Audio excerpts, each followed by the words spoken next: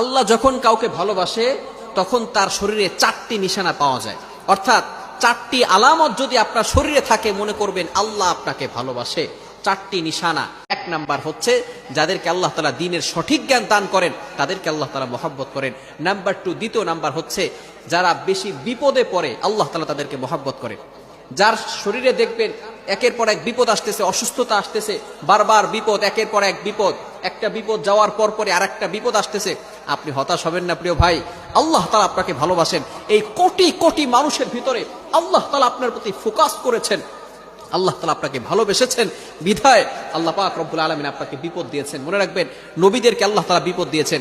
ইব্রাহিম আলাইহিস সালাম খলিলুল্লাহ এবং মিল্লাত আবিকুম ইব্রাহিম, যিনি সকল মুসলিম উম্মাহের সকল মুসলমানদের পিতা এবং সকল মুসলমানদের লিডার নেতা, সুতরাং ইব্রাহিম আলাইহিস সালামকে আল্লাহ তাআলা সবচেয়ে বেশি কষ্ট দিয়েছেন।